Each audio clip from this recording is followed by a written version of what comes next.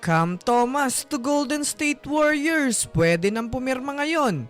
At ang balita patungkol sa maaari nga daw na hindi ma-survive ng Los Angeles Lakers ang first round ng playoffs. Tara na't pag-usapan natin yan dito sa Basketball Hot Shots.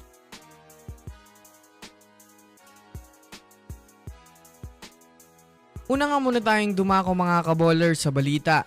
Na di nga daw kakayanin ng Lakers ma-survive ang first round ng playoffs.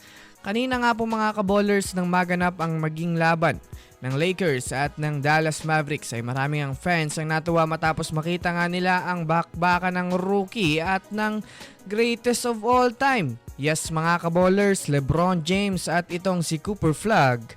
Nabigla nga ang lahat matapos makita muli ng mga fans ang isang prime na LeBron James na masasabi natin mga kaballers na ito nga ang kailangan ng Lakers ngayon, lalo pat wala nga sa kanila ang kanilang best duo ng Lakers na si Austin Reeves at Luka Doncic.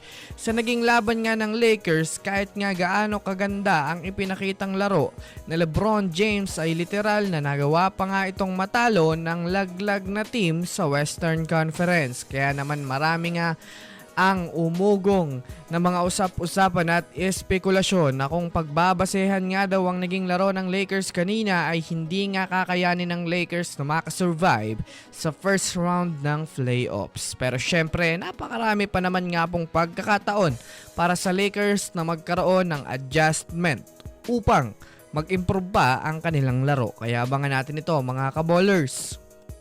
Well, kahapon nga lang mga kaballers matapos may papirmahin na naman ang Warriors na isang G-League player na si Charles Bassey para magsilbing bigs ng Warriors sa kanilang mga darating na laban. Ay mayroon na naman nga pambalita ngayon na lumabas galing sa mga Warriors insider na maaari na ngang papirmahin na ng kontrata ng GSW itong si Cam Thomas anumang oras ngayon matapos nga naging laban ng Warriors kontra sa Rockets. Masasabi natin mga kaballers na nanatili pa rin malakas ang Warriors lineup dahil nagawa pa nga sana nilang makipagbakbakan sa mga top contender ngayon kahit man nga po kulang ang kanilang lineup dahil na rin naman sa kanilang mga injured players na nagpapahinga at nagre-recover.